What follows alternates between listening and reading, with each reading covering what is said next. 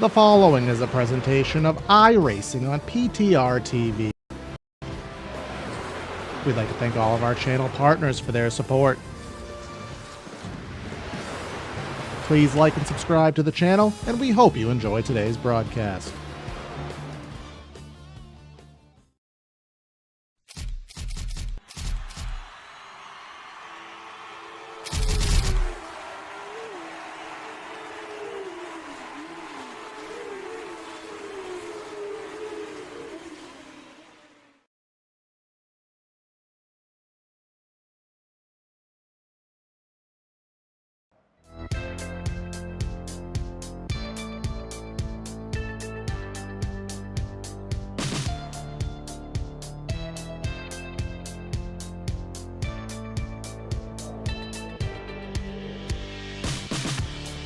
In the Finger Lakes region of New York lies one of the most world-renowned road courses.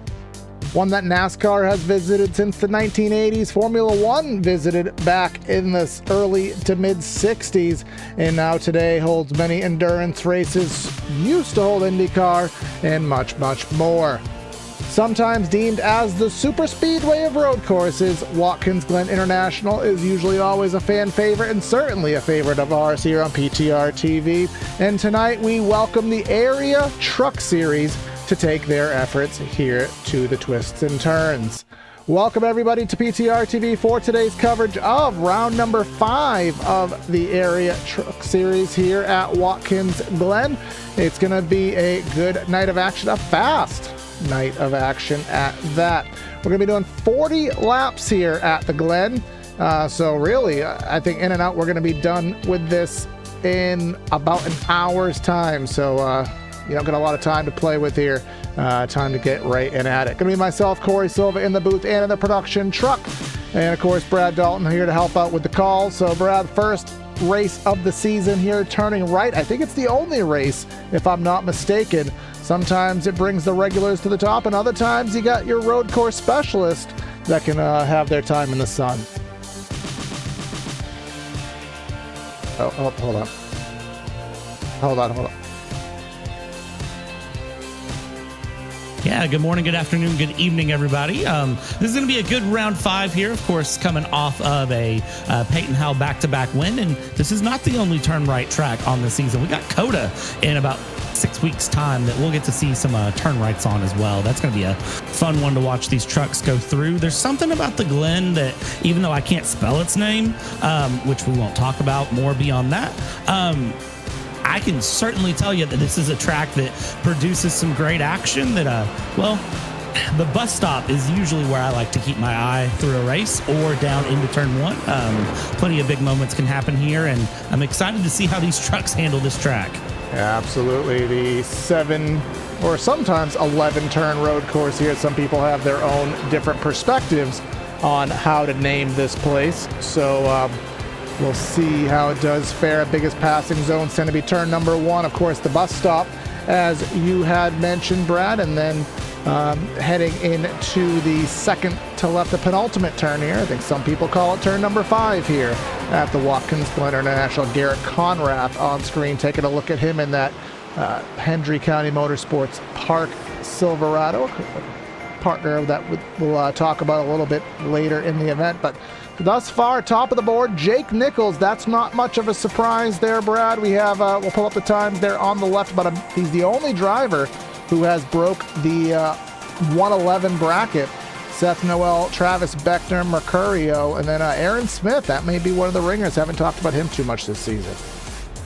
Yeah, it's going to be interesting to really see where drivers find themselves.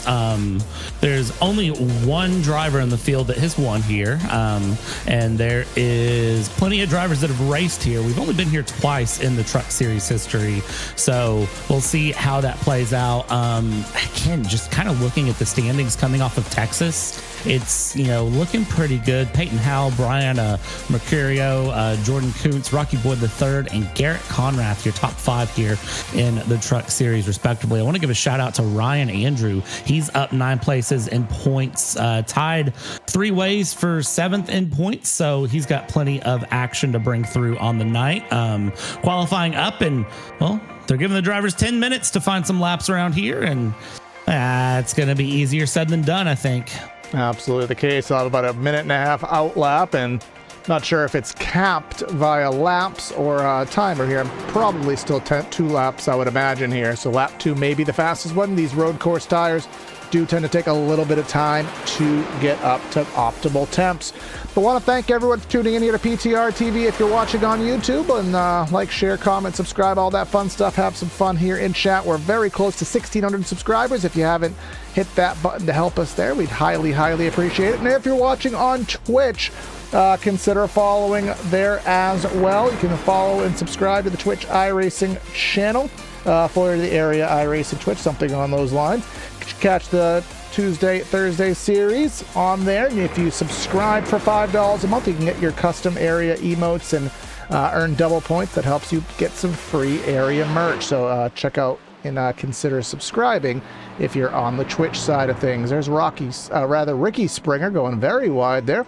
Not sure what that's about, but got to get that nice run off the final corner here, Brad. Of course, anytime there's a straightaway, you have to get a good run on your Q lap. Exiting that prior turn gives you all that speed you need to start off the lap. Yeah, road courses are all about being smooth, smart, and consistent. Of course, Corey, this was my bread and butter before coming over to the oval side and really getting comfortable with ovals. I started out with a lot of road course, so I can tell you what it takes to be fast. And what it takes to be fast is you got to be smooth. And just imagine being smooth on a road course and smooth in an oval, smooth in a truck. It all goes together. Weather is going to play a really nice part for these drivers as well.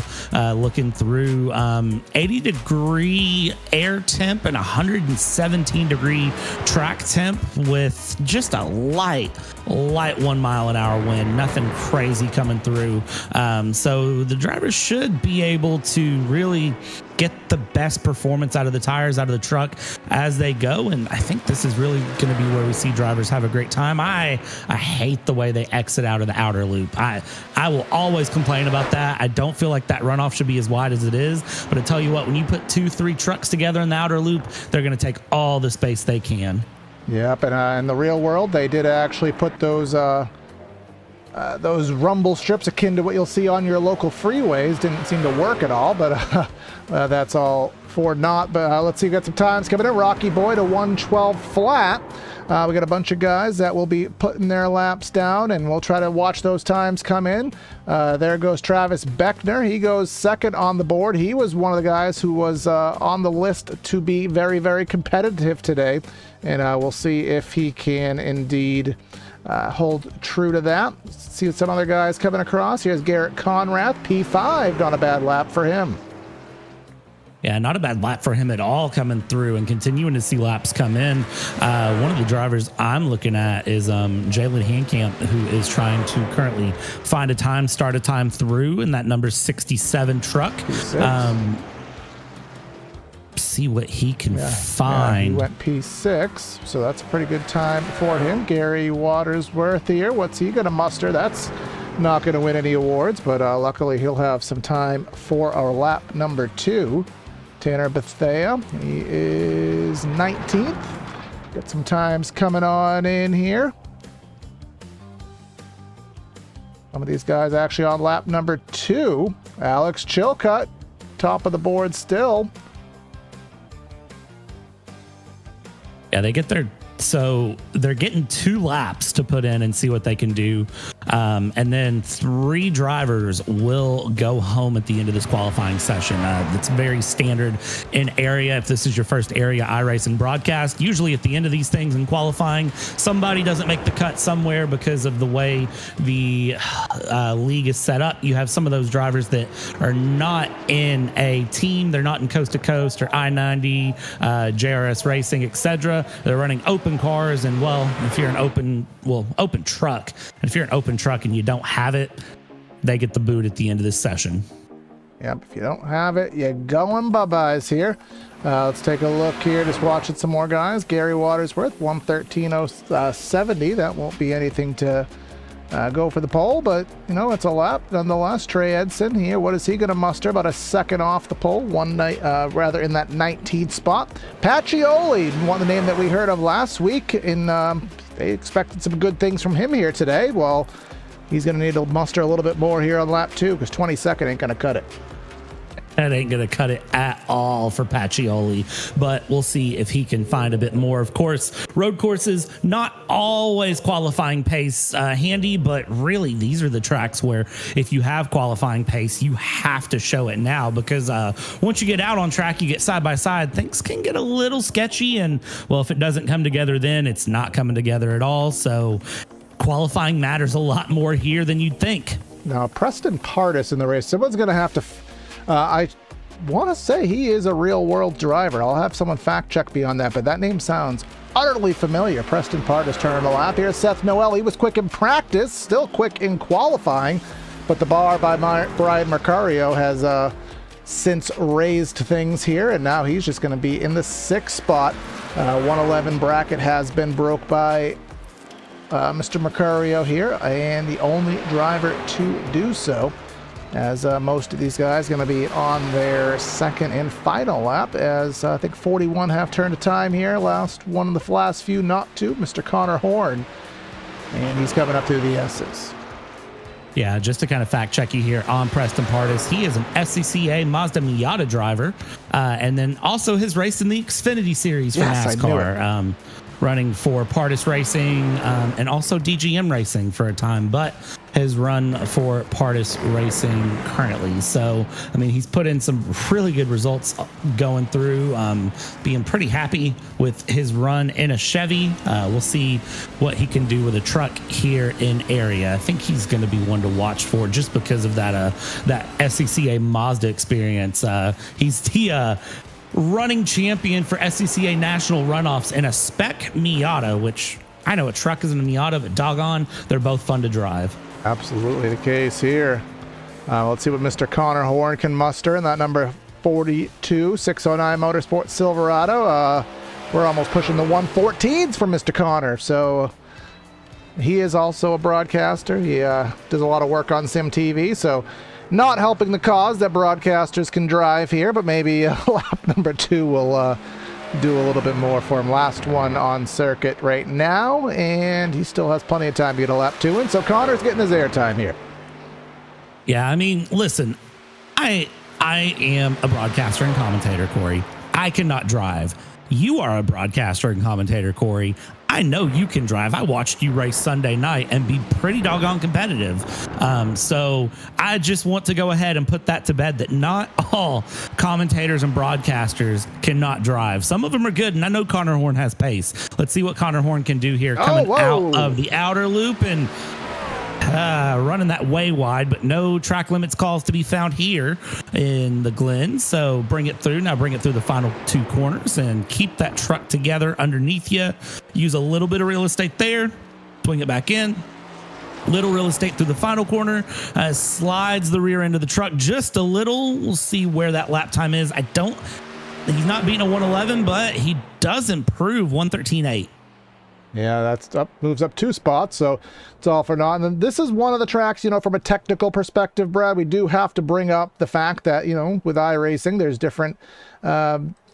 there's different features on certain tracks, and this track does have, you can see really good here through the S's, this track does have the 3D curbing, so as you go over the curbs, they are much more drastic than they are on some other pieces of content. So when you do exit the carousel there, you can see the 3D curbs there, but then in the chute, there's a lot of different transitions that the drivers will go through there as they exit the bus stop and exit the carousel.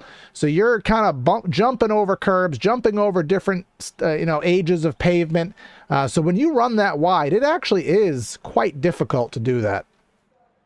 It is. And, you would think, the curbs, they're not a big deal. But I think you described it earlier, Corey. You were talking about they added that sort of freeway style rumble strip to the outside there of the outer loop. And that's almost what the 3D curbs feel like when you're racing. So you're going to get that feedback. You're going to get that hard wiggle in the wheel, and it makes it harder to hold on to control, and it can upset the balance of the truck going through. And they can be a little slippery sometimes compared to the pavement of the speedway. So if you're not careful, if you don't really have your P's and Q's together, it just becomes a whole nother problem and a whole nother mess. And then, you just end up kind of losing control really quickly.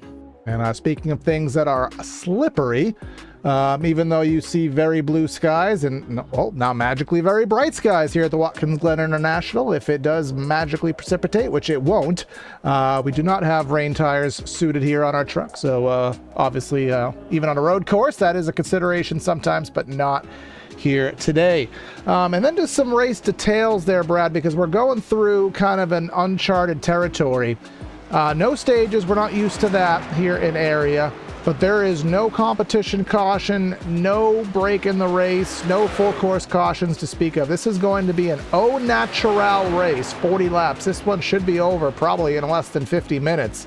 So for those guys who do have the EOLs, quite notably Mr. Brian Mercurio, the only way he's going to win this race is to take a shortcut, cheat, or be that much faster than the competition, and I don't think 1 and 2 are feasible. 2 aren't feasible, but it's not impossible. Let's be honest.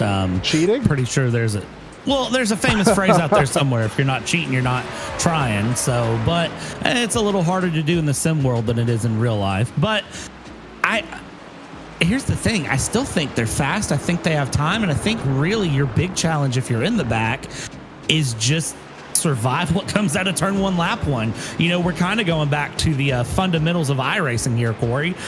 Turn 1, lap 1, don't be a hero, and that's all there is to it. If you've raced MX5 rookie series, you hear it all the time. Don't be a hero into turn 1. I am guilty of being that driver who says don't be a hero into turn 1, and then I usually lock up the brakes into turn 1 because I get a little anxious. So the road course, it's going to be interesting to see what happens and how everyone puts it together. There's your EOLs tonight. Watersworth, Miller, Chilcutt, Mercurio, Fisher, and Norton will take it through. Holy mother of toothpaste.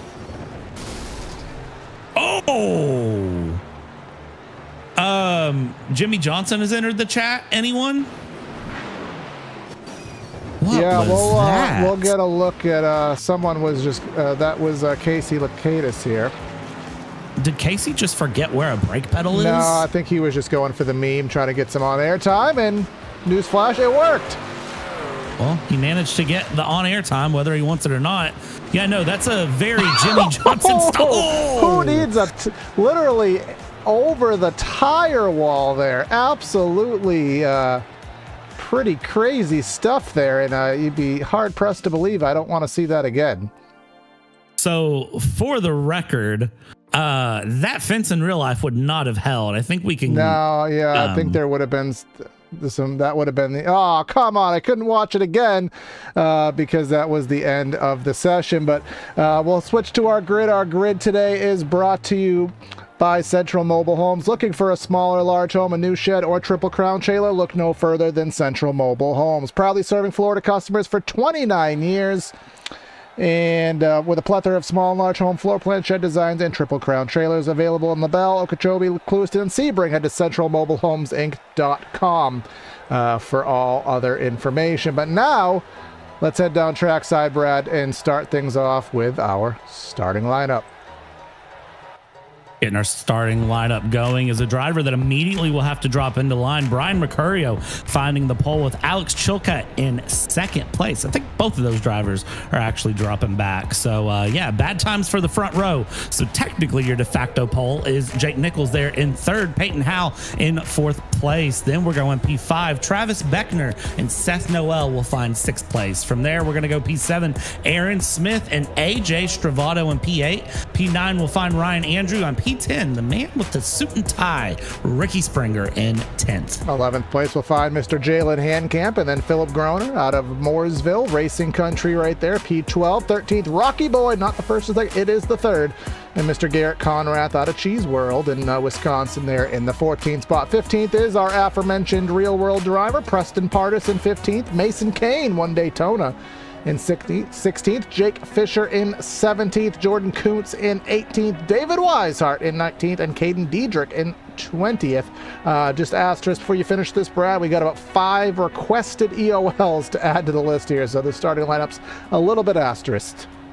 Oh, yeah, we do. So going from there, 21st, Jonathan Evans, Brad Slaughter Jr. in 22nd, 23rd place is going to find us Trey Edson, and Tanner Love will love being in 24th. Jeremy Miller, 25th. Timmy Pacioli in P26 in the What's on Tap truck, which it's What's on Tap's home race, by the way, just to throw that one out there. Garrett Grant in 27th, Joshua Ballet in 28th, 29th. We'll find us Danny Ware. Well, he's in 29th, and Bryce Sinisak in P30. So we have our EOLs already taking place. Tanner Bethea 31st, Gabe Herschel 32nd, and 33rd is Gary Watersworth, Ben Pierce 34th. Here's where things get a little wishy-washy. Connor Horn was a DNQ, as is Forrest Smith, so this row doesn't exist. 37th is Josh Paris. He doesn't exist either. So then we have Doug Denise, Tyler Hallman, and Casey Lukaitis just to round things out.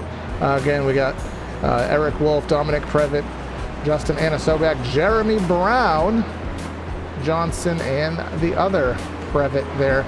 Shotgun on the field. Again, put an asterisk to all that because these starting lineups are all over the place here. There goes Mercurio starting his trek to the rear of the field. And again, that gives Jake Nichols our provisional kind of pseudo handout poll here today, if you will. Yeah, looking at the end of lines that are there, Anna Sogak, end of line. Devin Johnson, end of line. Josh Previtt, end of line. 87, Jeremy Brown, end of line. Number 94, Dominic Previtt, end of line. So those are your end of lines that are through. And then, of course, Waterworth, Miller, Chilcutt, Mercurio, Fisher, and Norton, all end of line. So just whatever you saw on that starting grid, kind of forget it. And just when you see that timing tower come up, that's where we're at. Big question for me here, Corey. Challenging downhill turn one braking zone. You know drivers are going to push it hard very early on, but the question for me is who is going to survive it, who's going to really brave the storm, and who's going to just call it wrong and possibly cause some chaos here. Turn one, lap one. Absolutely. You see who is the master here at the Glen. It takes a little bit of co-opetition, as DW once said. You got to get through the first few laps, got to work together to make sure we can actually have a race. Let's get ourselves up through the S's, up to the back straight. Let's complete a lap or two, and let's start seeing what we got. Let's work together and have some fun here on the road course. Pace car takes the right-hand turn into the pits, and Jake Nichols will inherit the pole, and he'll get us going here. Green, green, green. We're racing here in upstate New York, and we're wrecking in the back. Oh, Alex Chilcutt in the 60, and we have a traffic block. And remember, they're wrecking up front now. And remember, we don't have any cautions, so this is all just lost time for these drivers. As Aaron Smith, let's take a look at him real quick.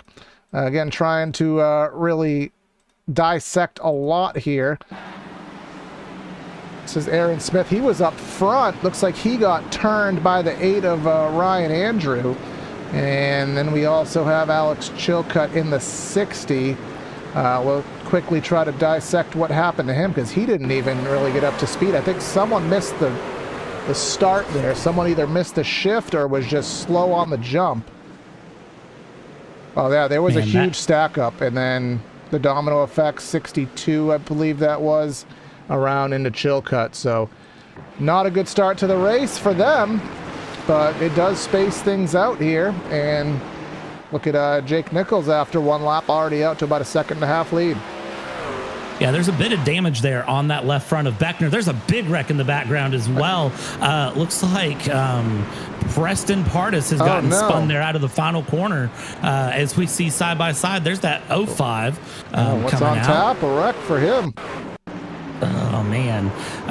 Again, it's all about just surviving early on. And, well, looks like he was trying to make a dive to the inside. Inside becomes the outside here. And 16 truck sends him for a little ride there. Who is that 16? That's Rocky Boyd. And then the 29, just kind of bad place, bad time. A little residual contact there, but nothing that is insurmountable, of course. But here is where the next wreck, I imagine, may happen here as these guys hopping curbs, those suspensions just pounding this racetrack here as they try to get through the bus stop at maximum efficiency there, led by Jonathan Evans, Trey Edson, and then again 21st through 30th here is rather chaotic here, but here's a battle up front for the second spot. Yeah, Beckner again carrying a little bit of left front damage from turn 1 lap 1 incident. He got a little bit sideways but was able to straighten it out. Seth Noel here will be sticking right up the rear bumper, is going to look up the inside, down the hill into turn 1. Does he have enough overspeed here to try to make a dive? He doesn't, but that doesn't mean he's not in a bad position, because look at that. Better turnout, and now runs through 28. Beckner will lose one place. Will he lose another to Stravato? Well, they might take it 3 wide. There's that number 8 of Ryan Andrew is looking real feisty as well. Back in the day, there was a cardinal rule here at Watkins, but you don't go through the S's side by side. Obviously, that is no longer here, as we just saw that, but here comes a potential battle. Some guys, Ricky Springer, who else was that just behind him? Jalen Handcamp. Guys just trying to decide, do I dive, do I not, do I dive, do I not? And in that instance, all of them remained in place here. But at this track, though, with the high speeds, Brad, there is a little bit of slipstream here. We got to obviously talk about that on the back straightaway and even on the front to a small degree. But there's also a wee whisker, we hate to say, of aero push here at Watkins Glen with these high speeds. So sometimes you got to make these passes before those tires wear, and it gets harder and harder to stay with the guy in front of you. Oh, yeah, and you can use that aero wash a bit like you would see kind of in IndyCar at Indianapolis, since we're starting to approach May. I just want to give acknowledgement there, but you can use that aero wash to kind of push trucks around and defend or attack as you need to, and it's a skill that's easy to talk about. It's very hard to put into practice, but if you can put it into practice and master it, you can use it just to defend where you're at. And we see that number 8 right there, Ryan Andrew, doing a good job of defending. Plenty of battles up and down this field of trucks as they go through. You can pretty much pick a truck and they're probably in a battle right now.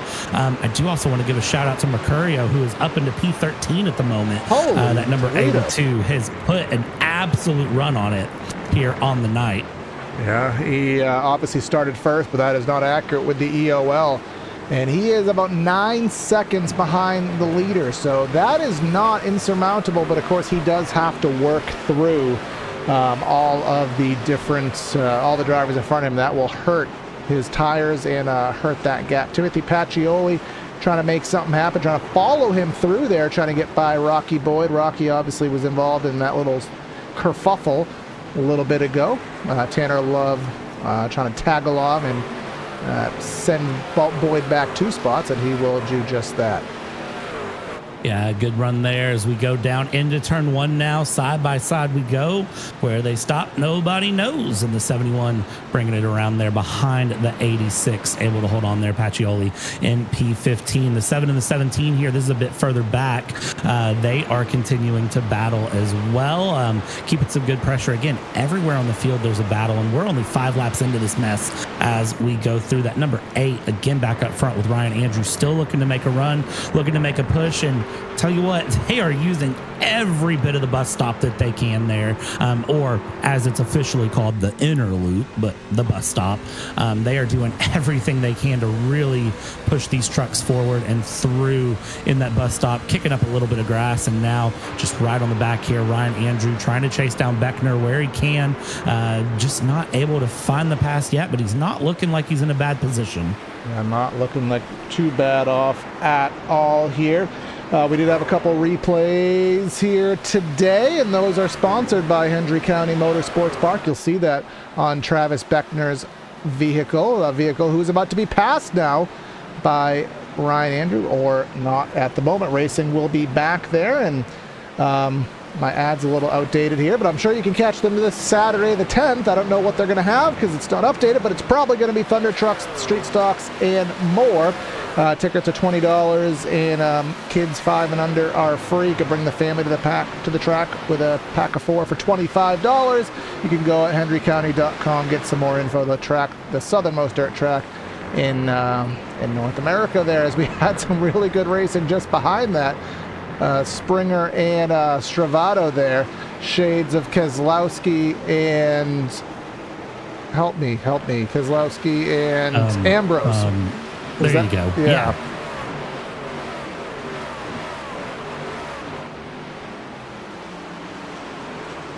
Just going back through the field here. Things starting to spread out as we, this may be one of the races where we kind of forget to talk about the leader. I almost said winner, trying to forecast things a little bit early here at the Glen.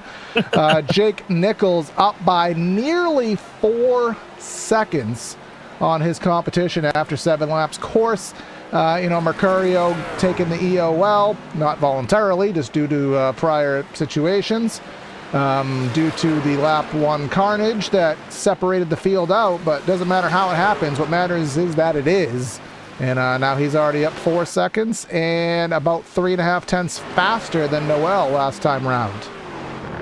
Tell you what, Jake Nichols is just absolutely sailing through the field here. Seth Noel not doing bad either. Still battles through, and I think really there's some fast trucks in the mix here. Again, I'm going to call out that number 82. Brian Mercurio is a very, very fast truck currently sitting in P10. Big thing for him is going to be just fighting through the traffic. And again, 9 seconds back here, and you've got that many trucks in front to try to work around. You've got time, don't get me wrong. We're only lap 7 of 40. We're only a fifth of the way through this race. But it's just going to take some time from him to get through and try to push and find the battle. Here we got the 40. This is a bit further back in the field that is continuing to feel some pressure through. And you're seeing plenty of battles really develop through this pack as everyone kind of settles in their pace. And, I think everyone's just kind of playing the game of hold what you got, save a little bit when you need to, and take this truck all the way to the end. This is the battle for last. Every position matters, as some person once said. Devin Johnson there, and Josh Previtt, the 9 and the 90. So don't say we only focus on the front. Nobody's actually complained about that. But we do try to focus on all battles, even if it's last. And they are going for it here, battling here on the road course. Not quite last, all the way up in the podium spot. There goes Ryan Andrew with a dive into the bus stop, getting by Beckner. Beckner is slowly trekking in arrears right now, and soon to be had by AJ Stravato there. Here goes Mercurio on his charge. He is in the top 10 now, solidly 9th, and not too far up on his chopping block will be Garrett Conrath. And if we go on board, Brad, you can see, what is that, 6'5" trucks right in front of him. So realistically, he has about the 3rd position within his immediate reach. Yeah, it's not impossible. It's just put the throttle down and do it. It's just pick off one truck at a time. Passing isn't always the easiest thing here at the Glen, and it sometimes can end in absolutely catastrophic disaster if you just don't do it right. So I think, again, going back to that, I know we've got plenty of time. You've just got to see what happens here going through and going around. What's on tap? I'm not even going to respond. Not even going to waste my breath. I mean, if you put the ball on the tee, someone's going to swing for it. So only makes sense here. Trey Edson. I was going to call him Troy. Trey Edson and Garrett Grant. Got mid-20s here. Got some battling going on. Jake Fisher in the number 84 with Coast to Coast. Wasn't he one of the ones who expanded his DNA presence on planet Earth? Can't quite remember, but I think he was. I believe so, yes. But he is in the 17th spot. Rocky is headed in the wrong direction. I'll spare everyone the Alicia Keys joke for now. But there's Brad Slaughter, 81 truck. Hasn't really been... he had a good first couple races of the season. Has kind of fallen off as of late. He's running in the mid-20s right now, or just about in the mid-20s. Jeremy Miller and Jonathan Evans. Jonathan Evans had a fabulous race at Indy in the Xfinity Pro Series on Thursday night. Battling there in the 22nd position. These trucks are seeming to get loose out of the final corner already. We're only 10 laps in, and we're starting to see guys have these trucks get loose on them and having to mine corner exit, which I didn't think would really happen only 10 laps in. But then again, you're 10 laps in, and these guys have been pushing really hard here on the beginning. So we'll see how that goes. Right up the back of Garrett Conrath, that is Brian Mercurio yet again trying to find a pass, go through. The gap to the leader stayed consistent for him, but he's just got to continue to work these trucks down one at a time and push his way forward. He's got plenty of pace in that truck. It's just the case of getting it done at this point. Now, something we do need to talk about, Brad, that we have yet to discuss here on the evening, and we'll just focus on our leader for a quick moment. We'll bring up the tire fall off. You can see his best lap on the day is a 12.2.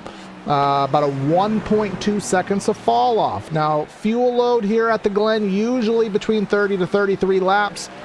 We're not going to have a need to do that. I would be very, very surprised if this is not a half the field, 3/4 of the field comes in on lap number 20. But you could try to, use the undercut strategy, and it might gain you a second or two depending who is around you by pitting a little bit earlier in that window.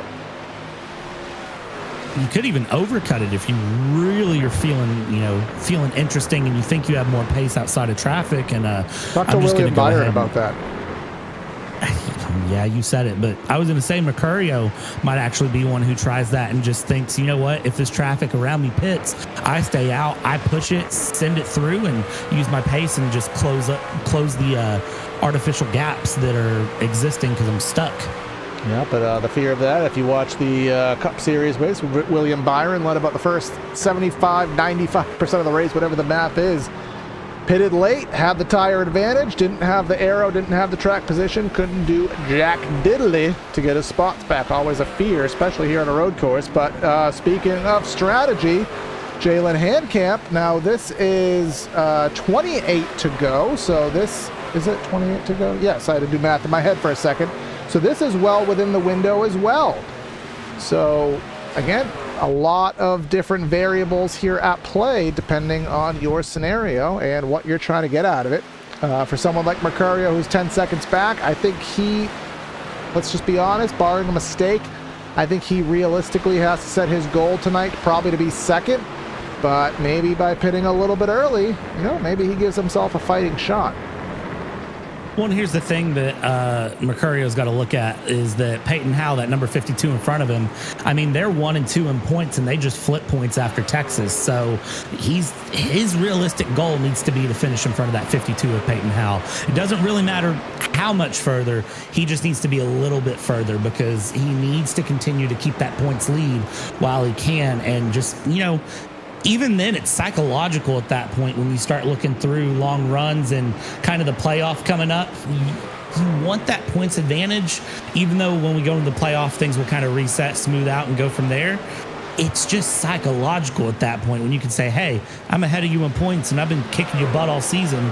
Like, you're not going to win this playoff. So that's really what I think he wants to do, if I'm him at least. There's Jalen Handcamp. He is one of the ones who just pitted, exiting said pits. He was mid-20s or so, and now he is back to the 35th position. Taking a trek to pit lane here at Watkins Glen will cost you about 43 seconds on the circuit in regards to your pit lane time. So that is something that has to get added to your mathematical equations here. As the 24 of Caden Diedrich here, he is going to come in the pits. 14 seconds, and just so that I can put numbers to what I just said, his pit lane time is about 42 seconds. Probably add a couple more seconds, Brad, because that little access road costs you a few more. I'd say you lose 45 seconds to pit. That's where you got to base your math on when you should pit and when you should stay out. Yeah, this is where kind of the experience of road course for people is going to really show up. If they run things other than, trucks at ovals, if they're running road course stuff, they can do that math here. As we see, this is a good dive down the inside for the 7, trying to make the pass stick, but then the switchback comes out through the final corner and outside turns to the inside, and the 16 will have that run there to the outside. Very, very good move. Side by side down the main straight they go. We're not done. We're not dusted. That is Rocky Boyd and Joshua Ballet that will continue to battle, and now into the inside goes the number 7 of Joshua. He's got that pass done. 16 fighting as long as he could, but just not long enough. Yep, and he is just on his trek to the rear. Let's try to remind ourselves of the starting spot of that number 16. He's down 4 on the day. Felt like more than that, but guess maybe it wasn't. Going back up, this battle just will not go away, but it has added to the chat a Brian Mercurio. Again, he is still about 9 seconds back, so through all of this trudging through the full field here at Watkins Glen. Still, again, almost 40 trucks, about over 40 trucks started this race. He has trudged through this field, really hasn't lost too much time to the leader, but here he is knocking on the door of a top 5, and he's knocking on it really hard. He's pounding on the door. He is saying, I'm coming in, whether you say so or not. Dives past Ricky Springer. Move Brian up to 6th. And who is that sliggly wiggly up there? That's the 13th of AJ Stravato. Yeah, that 13 having a doggone time there, going around, just doing what he can, but was able to, again, gather it back up, get it back together, and keep things moving and grooving, which is all what it's about here. Yeah, more trucks in. I guess the early stop is really where drivers want to go. They want to get those fresh tires early and try to push things through. But, I mean, really, I would think that you'd want to split this in about a 50-50 race and just sort of average it out. But, again, that kind of shows the strategy, I think, between different road course drivers and what they like to do. You know, I'm a big Formula One fan, and you always hear drivers have strategies A through Z. And as long as you're not a Ferrari fan, you're team usually has an okay strategy. So regardless of what you're doing here, most strategies are going to work out for everyone. I think a couple trucks might be left looking tonight, wishing they did something different, but as of right now, they're doing okay. Justin did not fill out our spreadsheet for us, and we have just hit him with the magic looseness spell there, got him a huge wiggle through the carousel there. He was battling with Ben Pierce in the 65, and that battle is no longer. Just lost my mouse here on my 49-inch ultra-wide screen, but I just found it. But let's see. Let's go focus back on our guys up front. Let's actually pause on that because we have a few pit stops. We have Philip Groner into the pits. Jordan Kuntz. Remember, he won a crazy... No, he's in that viral clip that you started, Brad, with our New Hampshire spoof broadcast. I knew that name was in my head somewhere. Here's Jeremy Miller to the attention of his crew. Gary Watersworth, pardon me. Try to get some of these pronunciations down pat finally. I forgot about that clip until you just mentioned Jordan it. Kuntz, the passing out the box straight. Yeah, I was like, where is that in my... Oh, yeah, that was from that. Yeah. The British... All right, we'll leave that one in New Hampshire and Loudon. Jake Nichols here, your race leader, lap 16 of 40, holding things out. And Seth people Noel. pitting. Yeah, Andrew. Did not expect that at all. So again, the fall off is pushing 2 seconds, even for our leader. He's pushing 2 seconds. So, I mean, at this point, there's no need to really go astray from the strat if you're Jake Nichols. So your biggest competition... Well, I guess your biggest competition really is in third at the current rate of things. Travis Beckner in second, but on track, Seth Noel was the fastest competitor besides Jake. So if I'm Jake, I'm betting this lap. Don't even give him a chance to get an undercut. Just say, nope, you tried to get me, but nope, I'm gonna cover my cards before you have a chance.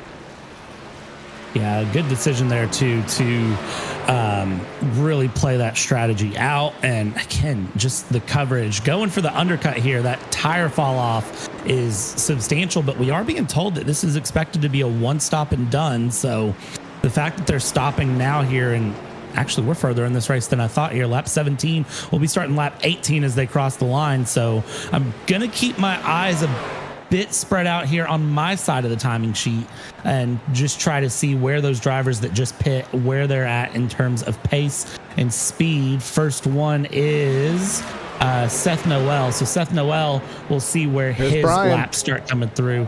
Mercurio's in with the pack, so Jake Nichols kind of being left hung to dry. Yeah, he's leaving 2 seconds a lap on the table.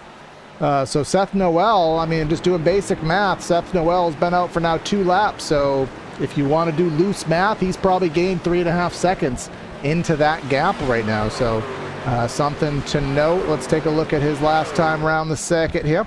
As we have some more guys pulling in. He just ran, I guess that's his out lap, so it's not a good indication. More guys coming in. Again, Brian, we already spoke of. Who else in? Anna Sogak and Jeremy Brown come to the attention of their crew. Still waiting on our leader. He's on the back end of the track now, so we'll see if he is. You know, one of the things that I think is really interesting, and there it is, taking that in, and Oh, sliding through that final corner, doing the proper Watkins Glen pit entry, I will say, keeping that down on that yellow line all the way through the final corner. That is how you enter in real life. But of course, iRacing does not enforce that pit entry line. So you'll see guys sometimes swing that final corner wide and then dive in, try to carry speed. Where is our leader going to drop back to is the $1 million question. Seth Noel is getting reference as to the second place driver. And let's just kind of keep a scope of things. Here comes Seth Noel at full song, coming off of the final corner here. And now at the pit straight at start finish, just exiting his stall is Jake Nichols. So now we're going to have the good old fashioned drag race coming through the pit exit, getting up to speed. Actually, not near as close as I thought it would be. Never mind. Yeah, all that drama was for naught here. Seth Noel will still be... where is Jake? He is at the front of that pack, so he has 3 cars in the middle of him. He has an Edson, he has a Garrett Grant, both of who have yet to come to pit road, as do our leaders, as you can see there on the ticker. Conrad Springer and Peyton Howell. So the majority have pit. Again, not waiting for a caution, not waiting for rain, just pitting just to do something different and just hope that it works out for you. Yeah, and I mean, that's always a safe option at times too. And, if you're not absolutely gunning for the win and you're not going to do anything crazy, I think the safe option is to split this race 50-50 here. So we see the 1 dive down the inside of the 5, Seth Noel around Garrett Grant. That tire advantage, not even a competition here. And I think that's going to be the sign to this little pack of cars or trucks to bring it on through. And that's exactly what Garrett Grant does. Straight in he goes.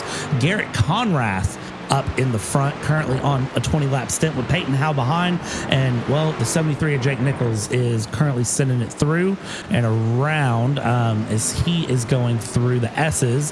Garrett Conrath, Peyton Howe are coming through the outer loop. So that's about the spread that you see from a pit stop, about 45 seconds, as you said earlier, Corey, coming through. And I would think Conrath and Howe are going to peel in this lap.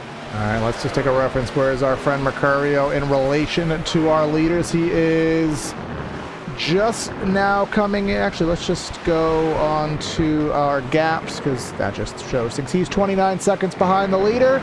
Nichols is 20, so we have changed nothing. He is exactly where he was in relation to the rest of the field. Just because we have no cautions to kind of break things up, we do have to get our contractual ad work in. So check out our High Banks podcast. 2 blue-collar guys, Nick and Alex, talking about NASCAR more. Listen to episode 228. We don't know. There might be a 229, and there might even be a 230. But our ad read says 228, so you can at least listen to that one with our league owner, Jacob Bell. And they'll be available on Spotify, and maybe there's even new ones as well. You could take a listen. Yeah, good podcast too. I turned it on at work the other day while I was getting some stuff done and had it on in the background, and it was a fun little podcast to listen to. So definitely, if you're looking for something to listen to. Was it episode 229? Does it exist? No, it was 228 that I listened to specifically because we kept talking about it. So I was like, all right, I'm going to go find this. And I don't remember if there was a 229. So I can certainly find out for us, though, if there's a 229 or 230. It's just, it must be had. Speaking of things that must be had, Elite Entertainment adds some life to the party this spring with Elite Entertainment, located in Boiling Springs, South Carolina. Elite Entertainment provides high-quality band production to entertain at any location, including karaoke or itty karaoke. That's a new type of party song game right there. Karaoke, Singo, which is musical bingo, and more. Perhaps it's karaoke. Visit the Linktree link in the description of this video for all information about Elite Entertainment, as they are on the screen right down the bottom left. Perfect timing. Oh yeah, by the way, episode 233 of the High Banks podcast just got released. So everybody, we're way behind. Everybody at Hunter Sleppy and tell him update the doc there for that one, because that is his job there. Yeah, yell at him on Thursday when he's in the booth. That's a good option. So unless he really wants focus on episode 228, I mean, maybe that's what it is. But But either way, I think, Brad, we are complete. No, we're not, because we're still waiting on Garrett and Peyton to complete their cycles here so that we can get a full and accurate depiction of our ticker. And he heard me, and he said, you know what? We're gonna even things out here as we're just past the halfway point. He'll come into the pits, and Peyton says, not me. I want a lap led. And he will carry this on. But going back to our prospective leader, it'll be Jake Nichols by just about 5 seconds over Seth Noel. About a second back gives us Ryan Andrew. And 3 seconds further brings us Bercurio. So Bercurio will be 5th once all shakes out. Actually, he'll even be 4th when all shakes out. Yeah, plenty of just gaps up front, the way we saw him before. Another battle to look back at here, Corey, that's kind of starting to heat up. This is the battle for P20. Jeremy Miller and Joshua Ballet. These two are kind of getting the elbows out here and kind of just throwing a little bit of caution to the wind. They got the fenders bumping, and they were giving each other all sorts of problems coming through. That number 30 of Jeremy Miller able to get past Joshua, but Joshua seems quick, and I have a feeling that that number 7 is going to be bringing another charge here as we go towards the bus stop out of the S's. You just said elbows out, and you did not segue into our Wednesday broadcast here on PTR TV, which is the Elbows Out Racing series, and you can catch their multi-class action here on the road courses with Brad tomorrow night. Perfect little segue. Another segue, which is not a segue, it's just something that I have to cover. RicksHotSauce.com for some of the best hot sauces made locally in South Florida. Try the Lokahatchee Classic Golden Garlic, Palm Beach Pineapple, or South Beach Heat. Follow the Rick's Hot Sauce Rookie of the Year battle in the Area Cup Series. See which driver will take home the $100 prize as the highest finishing rookie in said series. And you can catch that on the IDK Player YouTube channel. And that'll be Monday night. So RicksHotSauce.com.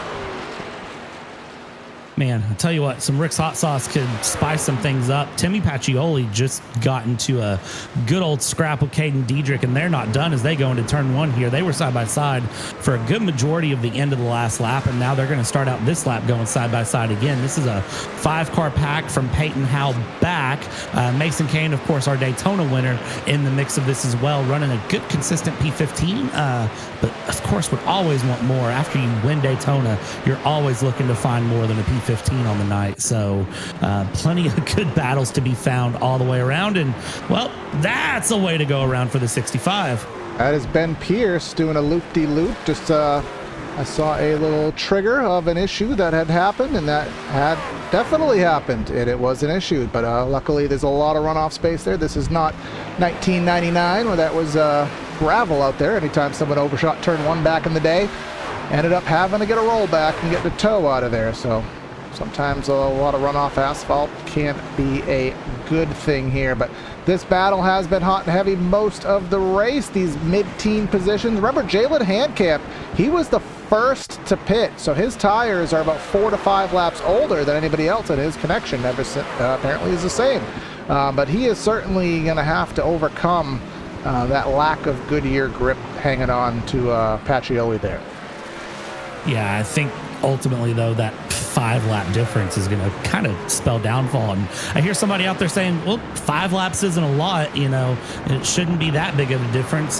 Think about 10,000 miles of tire difference on your road car, and that is really what 5 laps around this track feels like in terms of these tire grip. 28-13 side by side. This is Beckner and Stravato battling things through the outer loop. Now they go down the backstretch here, and well, they're just inviting Ricky Springer to come through. No Jerry calls today, but it will be Ricky if he can find the run here. Down the inside he goes, and I think he's got this one possibly done. No, he's on the wrong side of the track, unless he can plan for a crossover move. And he will. Can he get the power down? He can, and now he just does a little bit of a side draft, pulls himself right within diving range of Stravato, hard on the binders into turn number 1. He's going to hop off the curb. Now who's going to have the bite up the hill? Looks like Stravato has it. And again, going against all prior Watkins Glen etiquette, going door to door through the S's here. And it looks as though Stravato will hang on for now. Yeah, Shavato doing a very good squeeze there to turn one. That's left just enough room to the inside and left a very, very respectable area there to the inside for Travis Beckner to go through and come around. So again, just enough space. That's not a way to leave space, though. This is old. This is Rocky Boyd getting a black eye there in the number 16. That was a while ago, but again, just going through and just catching any potential triggers that we've missed. And again, just got to bring up the race leader. I always forget in races like this that the race leader, he deserves to be spoken of because he's dominated the race, done everything right except fill out the spreadsheet. He forgot to do that.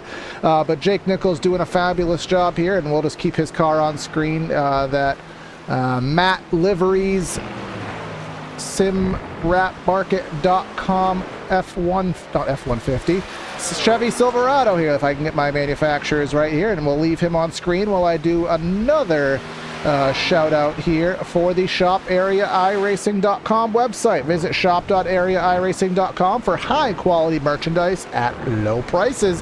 Hopefully they're tariff proof. Shop from over 100 selections of t-shirts, hats, champion brand clothing, and more. Area accessories, easy to shop, quicker to ship, better to wear. Shop.areairacing.com. I always butcher that line, but I made sure I got it right. Yeah, a good one to get right, too, because that's going to be a big one to look at. They got a lot of good merchandise on there as well. So, again, check them out. Everything is in the YouTube description. If you're on YouTube, if you're on Twitch, it will be down in the Twitch channel as well, so you can check it out. If you are watching us on Facebook, because we're live on Facebook as well, because 3 places are just as fun as 2. Hello, everybody on Facebook. You can check out areairacing.com and get all of the links that we've talked about today. Or go check us out on YouTube, of course. Plenty of battles still going on here, Corey. 7 seconds, though, is the gap between Mercurio and Jake Nichols. So, I mean, he's still trying to pull in the leader, but 13 laps to go. I don't think he has enough time. I don't think so indeed here, but we have another good battle, 51 and the 13. We showed them on screen enough here today. If you thought so, well, here's a little bit more for you. They've been in a good battle. This battle finally starting to space out. Going back to Jake Fisher, mid-pack, and 84 of Jake Fisher will, I think, succumb to the spot by Caden Diedrich there. Mason Kane, he is closing on in, and let's see if he's close enough to make a ascendant move. Not quite, but we'll go on board with him. You can just see, we'll pull the ticker up for a second. Just look how rough this is, going over these curbs, and let's see how rough it is. We talked about exiting the carousel. Yeah, exiting the carousel, I mean, it's so difficult to get right, but every time you get it right, it feels so good, and you just have to be consistent with it time after time after time. So a very, very good job there from him to keep that together. But look at how far the truck ahead runs out there. The 24, that's Caden. I mean, doggone. I know I talk about trucks running wide, but I don't think you get much wider there. And then, well, that's just a nice little shove there from Mason Kane to kind of help him remember how far out he went on the previous corner. Yeah, Pontiac never made a pickup truck, if I know, but I do know they always said wider is better. But a little bit further back here is Tanner Love, and he is loving to make a pass there on Brad Slaughter. I don't quite have a butcher joke right now. I did a little bit earlier. Alex Chilcutt, remember, he was one of our EOL drivers, has not made it through the field in the manner that Mr. Mercurio has. And again, we'll go back up. We've talked about Brian. We've talked about Brian a lot here tonight, as if he was a star of Family Guy. But he is now 7 seconds behind the leader, which is less than 9. Now, he has 10 laps to gain 7 seconds. I know it's not possible. I know it's not. And I'm not trying to start drama as a broadcaster, but he is faster. He's faster. It's not impossible. Here's the thing. 7 seconds and 11 laps here in a truck. It's not impossible. He just needs to drop the lead weight and go. And I think right now for Brian Mercurio, that's the problem, is he's not dropping the lead weight. He's still holding on to it. He's worried about passing weight after this race and making sure he doesn't get in trouble during post-race inspections. But I think Jake Nichols is also getting a little wore out here at the end of the race. So it's coming together in just the right way. gap 6 seconds, Jake Nichols and Noel. And what in the world did you just cut to? That's a battle going on.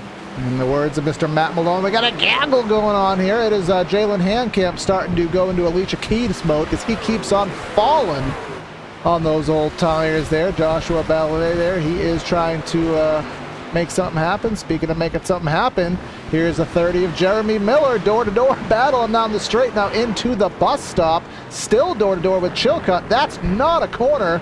We're going side-by-side works and debris.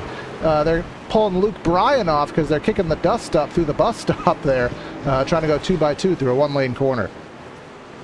Yeah, but able to make it work, though, surprisingly well and get things going. 10 laps left to go, and I think you can tell that the gloves are coming off. The pressure is starting to hit, and the drivers are really, really starting to pound these trucks through. That's the 7 absolutely getting a handful of the number 67, and side-by-side they go, coming around and out, and the 7, I think, will get the 67 at this point. Go side-by-side they go, jumping back around a bit more battles to keep an eye on. Tell you what, 10 laps to go, and this race has absolutely come alive for these trucks. Absolutely. This is where you put caution to the wind, no pun intended because there are no cautions, so you can really go for it as the 51 getting the right sides in the grass there. That'll certainly slow him up, but this is where you're not afraid to make those mistakes. You know, you got to start going for it. If you've been being cautious all race, this is where it gets put to the wind, and you really start maybe pushing the truck a little bit harder than you'd normally do it. Here goes Garrett getting by AJ there, but going a little bit wide. Will AJ set up for a crossover? Well, maybe a little bit of bumper usage. I mean, it's never out of the question here at a road course, and he got himself a pretty good run on the exit of that corner. Yeah, great run going through there. Very good to see going around. Now hard on the brakes we go. And it's just a matter of keeping that truck in the right place. Again, you know, we set it up at the top of the broadcast, Corey. There is a little bit of aero wash that comes in on these trucks that you can kind of use some aero push to use to your defense, especially through turn 1. And I think we're starting to see drivers use their trucks to their advantage as best they can. But man, look at the run there through the bus stop. Now through the outer loop, keeping things nice and pretty, bumper to bumper, but someone's going to have to figure it out how to bring it on to that 73 truck. And right now, I don't think anyone has. Nobody has, but someone is closing in on the number 1 truck. Take a guess. Yep, it's Brian. Brian Mercurio is making some headway for P2. And let's just kind of pretend that we're in an alternate universe for a second, Brad, if we have the ability mentally to change ourselves there. Imagine if he started on the pole now. This would be the most boring race ever. He would probably be up about 35 seconds now if he actually started on the pole at the rate he's going. That's actually insane to think about. But we're kind of glad it didn't happen because it gave us some talking points. Speaking of talking points, let's go 3 wide at the Glen. Contact between Springer and Beckner. And Conrad says, oh, thank you very much. I'll go 2 for 1. But now Beckner says, I'm mad. He's going a little bit feisty through the S's. Really shut the door on Springer through the S's there. That could have been bad. But we're still going at it, and we're still diving. Here comes the 13 of Stravato. He pulled back in line as we head into the bus stop. And back into the bus stop we go here. Continue to battle as they go. You kind of have to go single file through the bus stop, though. But Travis Beckner dropping a place here. Now Travis Beckner under pressure by Ricky Springer. He might drop another place here. You'd think this was the battle for the win, but it's really sitting in the battle starting for P4, which is absolutely ridiculous here as they go and continue along and around. And tell you what, Springer's fast, but he's almost given the rear bumper there. Coming around to Travis Beckner in that Hendry County Motorsports number 28 truck. And we'll see here if Ricky Springer, the man dressed very dapper, can just dapper his way forward. We'll see what happens. Beckner in that 6th spot last time round, about even, and that's called a back bumper. Not enough to punt him out of the way, not enough to, upset the truck, but enough to say, hey, I'm there. It's enough to put a 0x incident count on the screen. and let you know that, hey, things are getting a little bit feisty, as they are for the second position. And let's make it a 3-truck battle, because Ryan Andrews has entered the chat here, and he's going to ask ASL, well, not ASL, PSL. He wants position, and he wants his position number 2, as does Mr. Mercario. Yeah, and Mercurio definitely going to be pushing for that second place. He'd be very, very happy with second here. I mean, I think he'd be okay with third, but when you're this close for second place, that's really, really what you want here as they go through and around this 3-truck battle. I mean, this is going to get wild and very, very quick. Ryan Andrew here, I think just right on the tail end, is just hoping that these two make a mistake, because that would just very quickly give him a good little second place on the night. But here we go. Defensive to the inside goes Seth Noel. It's a very wise move, because it'll defend the inside, but I mean, Mercurio is such overspeed there, but he's going to run wide, and I think Seth might have some space to slide in. He does. New second place, Brian Mercurio, 7.5 seconds off of Jake Nichols. Jordan Kuntz just get by Ricky Springer there, or so I thought, for the 10th position, but Springer with the crossover move. But again, they have not been afraid to go door-to-door, side-by-side, up the hill into these S's, which again, that used to be an absolute fallacy. It used to be just utter, it was the biggest lack of respect. Go back to the year 2000. Jeff Gordon had a 6 road course win in a row streak. Tony Stewart drove him door-to-door in the S's and destroyed him. It was akin to going side-by-side into turn 1 at Darlington. You just didn't do it. But now you do. And we've seen it work out, and we've seen it not work out. So it is one of the risks that you take here. But going back to the front, the lead, we talked about it being 7 seconds. I was stirring up drama at it being 7 seconds. Well, newsflash, it still is about 7 seconds. Jake Nichols has dominated this race. Only laps he has not led, purely on the pit cycle, as close to a perfect race as one could ask for without being it.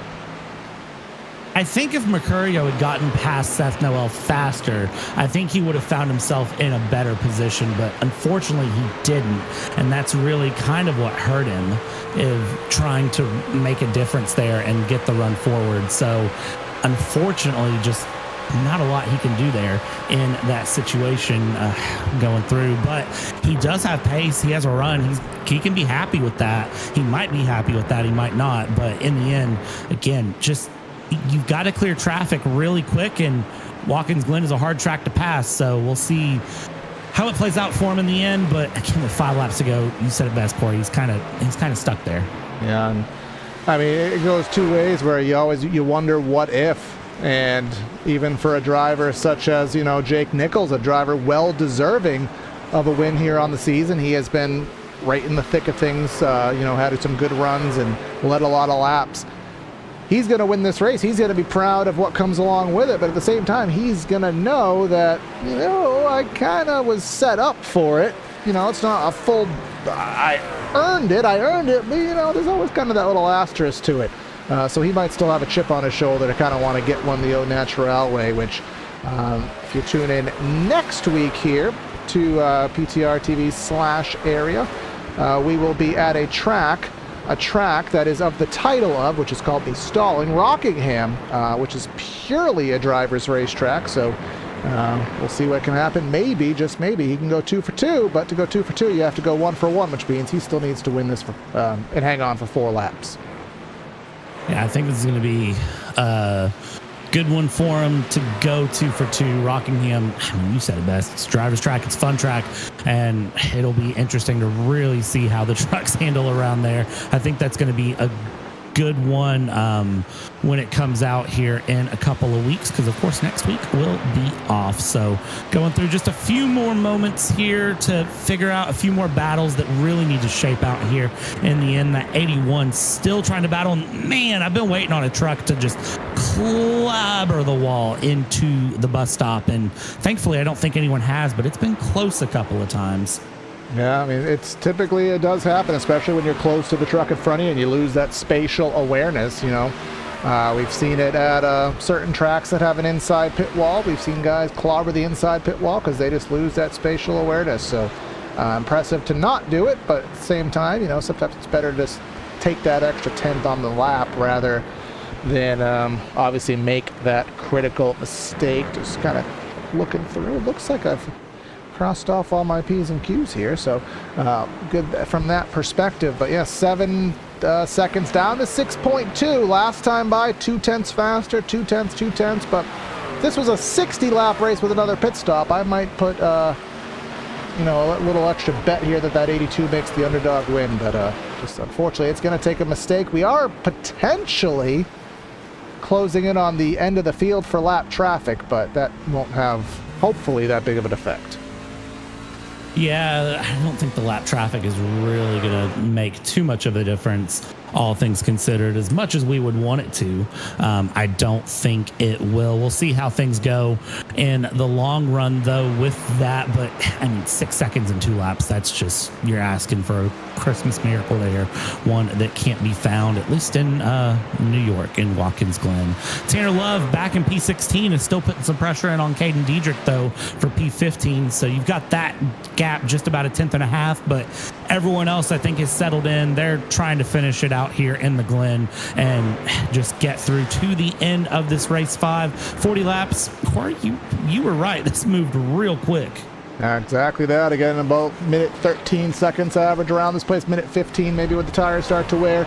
Again, just do the math, barely over an hour here, so definitely a quick race, especially without the slowdowns that we are used to on the traditional side of things with the ovals. But we'll come through here at 2.45 more miles on the docket here at the 7-turn road course. Mr. Jake Nichols enjoying a 6.5 second lead. Only has to make 1 more set of corners, 7 more circuits, well, 7 more turns, 1 more circuit around for the Glen.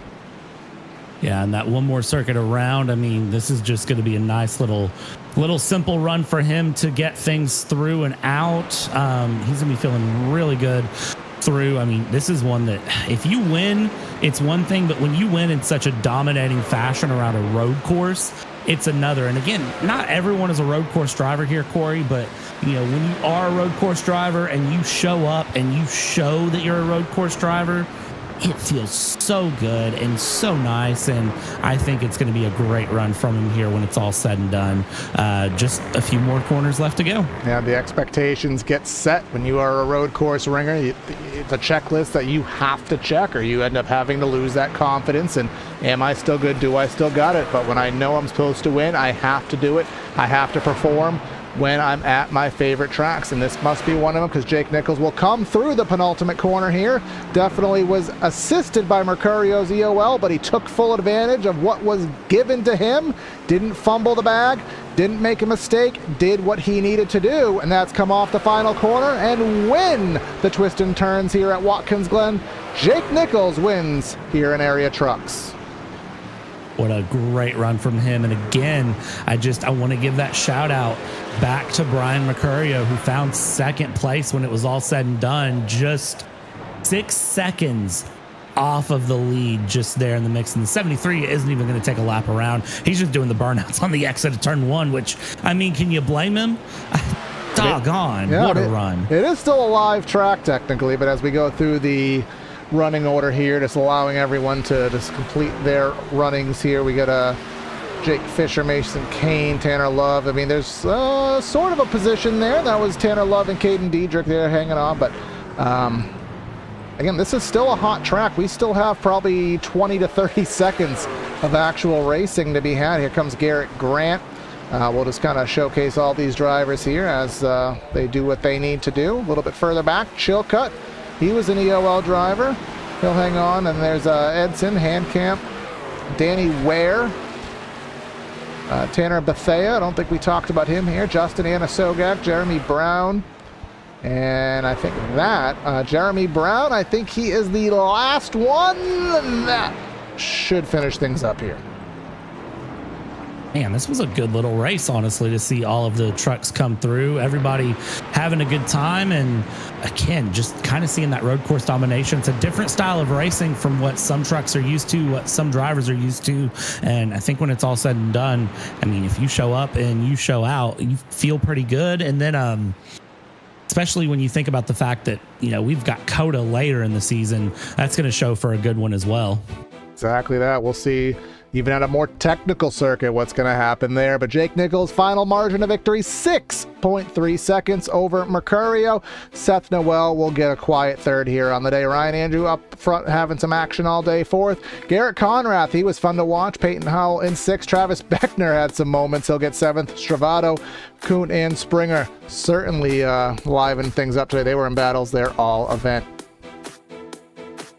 Going on from there, P11, Philip Groner and Tim Pacioli in P12. Jake Fisher found 13th place, 35 seconds off the race lead, with Mason Kane not far behind. From there, it was Tanner Love, who loved to find P15, and Caden Diedrich in 16th. Joshua Ballet in 17th, Brad Slaughter Jr. in 18th, Jeremy Miller in 19th, and Garrett Grant in P20. Next page of results, Alex Chilcutt 21st. Trey Edson 22nd, Jalen Handcamp in 23rd with Danny Ware 24th, 25th finds Tanner Bethea, Justin Anasoviak, Jeremy Brown, Bryce Senesac, Gary Watersworth, and Ben Pierce rounding out our top 30. And then just to finish things out here, Denise Lakatis, remember his moment of fame here today was in practice. Brad, you'll have to clip that one out. Rocky Boyd in 33rd. We got Eric Wolf 34th, Hallman, Previtt, Johnson, Herschel, Weishart. He was a quiet one here today. Jonathan Evans, and then the rest either didn't start or were out very, very early in the event. But with that being said, we'll take our trek down to Victory Circle, to Victory Lane, to bring up my little Brit. We'll head down to Victory Lane there, mate. Brad has caught up with the man, the myth, the legend himself, Mr. Jake Nichols. Jake Nichols, sir. First things first. He's the realest. I've wanted to do that forever. I'm sorry. And let this entire lobby feel it, because that was domination in a way that I don't know that I've seen in a while. I mean, just how good are you at road courses? Let's start there. I can be hit or miss, but I felt good tonight. I felt good last night in the Cup race, and I made a mistake immediately, and from then on was just trying to get it all back. But I knew I just needed to get through turn one safe. We had the right position in terms of qualifying, so we looked to be moving to the front row anyways, but I wanted to be on the inside. So qualifying third was perfect, and that just set us up for success. And honestly, I was just kind of running my own pace the whole race. I knew Brian was going to be really quick. I felt like he was going to get to the top five, maybe better, before the race even started.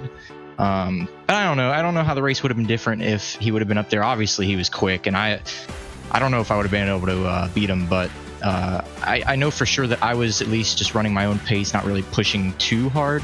Just didn't want to make any mistakes or anything. Just wanted to be clean and go start to finish and bring this 609 truck to Victory Lane. And Jake, you did just that. And kind of looking through your season, I mean, you hadn't had a win yet this season. A couple of top fives, few top tens. How does it feel to finally get a win on the leaderboard here for that number 73? Oh, it's huge. I felt like we've had a few races across each series, even another league that I'm in that we should have won, or at least should have been in the conversation, and just everything goes wrong. It's like strategy goes off. If we do one thing, the other strategy's better. If we have a good day, something happens at the end of the race that pushes us back. And thankfully tonight there's no cautions or anything, so we didn't have to worry about that. It was mainly straightforward on strategy. You could pit a little early or a little later, but it wasn't too crazy in terms of doing anything too different. So thankful for that, and we could actually bring one home and finally get a win this season. Yeah, and I'm going to ask you this. You got the win here, and we're off next week. What are you going to do with your week off? What's your plan next week before Rockingham? Hopefully just keep this winning mentality. Hopefully we go into Thursday and get a win there. That'd be awesome. And then we really get to just, be on top for that whole week, and hopefully then come back fresh and maybe win some more races. Awesome, Jake. Well, it was awesome to watch you run through the night, and can, as I said, really dominate things through. And then, awesome to see. Congratulations on the win and getting that 73 up, and enjoy your week off, and good luck on Thursday night, man. Thank you, guys. Awesome. Thank you. And Corey, I believe you have caught up with our second place driver. But before we bring him on in, of course, that victory interview was brought to you by Victory Fuel. Celebrate the win along with Jake with Victory Fuel. Picked from caffeine-free flavors like Throttle Punch, Purple Potion, or Lucky Lemon. Each can packed with electrolytes charged with vitamins and kid-friendly. Get 10% off your order with area iRacing code at checkout. But yes, potentially a bittersweet second place for Brian Mercurio. Brian, you had amazing pace. You must have had a fun race having a slice and dice through the field, but it must be bittersweet having that EOL, knowing what could have been with the pace you had. Yeah, I guess if anything, it made for an interesting thing for you guys to follow along up in the broadcast booth and a good storyline. So, and I also, I understand why a lot of guys do this in official races now, try to drive from the back to the front, because it's pretty fun. It's just, I can't lie, like you guys were saying, a little bittersweet. I was hoping, like, all right, like if I can get into the top 10 by, pit stops, or, if I can get into the top 5 by this lap. And, those were kind of the thoughts I had going in the race, and then kind of went way better than I thought. And, to be able to get up to second, it's pretty cool. Will be a little bittersweet because I didn't win, but, can't lie, it was pretty fun. I mean, obviously, in retrospect, you can look at the final margin of victory being 6.5 seconds or so. Over the course of 40 laps, passing about 30 some odd trucks, can you kind of piece together in your brain now, like, I probably lost a second there. Do you think it was even possible to piece that together in your head if you could run the perfect race now? I mean, I think I had just about as perfect of a lap, like 1 through 3 as possible, starting in 30 wherevereth, and then being able to, I think I was like 22nd or 23rd after lap 1. Lost a little time on the out lap. Maybe if I pit a little earlier, I could have jumped some of the guys ahead of me, that were running like, 5th through 8th or whatever it was. Maybe I could have got around them. And then, when I was running up behind Seth for that first time and I was trying to get around him, I had that big lock up in turn 1. I lost about a second. So, like, I think realistically, I maybe could have gotten it down to like 2.5, 3 seconds if everything was ideal as possible. But, no, I don't think a win was really feasible. Well, you made the best of what you could make, man. We'll see what you can do at The Rock in 2 weeks' time. And I think you run with us on Thursday, so then we'll probably see you there as well. Any final words before we let you go? Just want to give a big thank you to everybody over at Coast to Coast Racing, all my teammates, Jake Fisher, Timmy Pacioli, Gabe Herschel. We had a special guest appearance from Xfinity Series driver Preston Pardis here tonight. Unfortunately, his race didn't go that well, but always fun racing with those guys. All the companies who are willing to partner with us for this season: Rebel Rabbit, High Seltzer, Morass.live, T-Patch Designs, Paul Fod Racing, What's on Tap, and a brand new partner that's joined along with us, the NYC and NJ NASCAR Club, who were featured on my deck lid here tonight and will be for the rest of the season. So thank you to all them. Appreciate you guys putting on a broadcast and all the people who make Area's Truck Series possible. Absolutely, man. And we'll catch you soon. All right. And then to wrap things up here in our post-race show, none other than the number 1 truck of Seth Noel with Brad. Yeah, Seth, talk to me about your race, man. Here, 40 laps around the Glen, went from 6th to 3rd, but I don't feel like that tells the full story of your race. No, it tells about all of it. Pretty quiet race for me with the matte liveries, Simrap Market, trading paints, 609 Motorsports Silverado tonight. We started 6th. Reality, we started 4th, and then with the turn 1 chaos, able to get up to 3rd, and we were able to get Travis pretty quick there, and we were just minding our own business, running by ourselves, and an alien drove up to us. We had a little brawl for a couple laps, and then that was it. Nice solid P3, little kind of quiet night. It's good to have those every now and then, avoid the chaos and move on to next week. I don't remember where we are, but try and have another good run there. Well, next week you're off, and then it's Rockingham. So what's your thoughts for that number 1 truck in Rockingham? Where you think you're going to end up in a couple weeks? I mean, it really depends. If I can figure out how to run the top there, I'll probably be good. But last season we were there, and I was a bottom feeder, so we'll see how that plays out. If it goes green the whole way, that might help me, but we'll see. I'm trying to figure out the top. I got 2 weeks to do it and have some fun there. Awesome. And Seth, my last question, was there anything you could have done different to hold Brian behind you, or do you think he just had that much pace that it wasn't possible? I mean, I probably could, but it would have been really unlikely. Like, Brian just had so much more pace. It would have been a really heavy defense to try and hold him off. It's just not really worth the risk at that point when you're running third. Take the points, move on to next week. We had nothing for Jake, and do what we can do at Rockingham. Awesome, Seth. It was awesome to see you on track, man. Congratulations on getting that number 1 truck into third, and we'll catch up with you at Rockingham. All right, appreciate you, boys. Thanks. All right, and that'll wrap up our post-race show here today, Brad. So we get another fun road course race, something that we don't do on the oval perspective, race on roads. We see it maybe once or twice a season. Looks like we'll have one more opportunity later this season to do so at COTA. And if we put bets on it, I think I know who I'm going with. Yeah, I definitely know who I'm going with as well, depending on how those EOLs play out. But I think even if there's an EOL on certain trucks, you wouldn't be wrong to bet on them. It was a good race all the way through, and the victory fuel, of course, in the end, going to the driver that we expected. Yep, of course, that being Mr. Jake Nichols. If you're watching on YouTube, thanks for doing so. Check out our... Well, subscribe if you haven't done so. Trying to get 1,600 subscribers. We're very close to it. Need a little bit of help from you.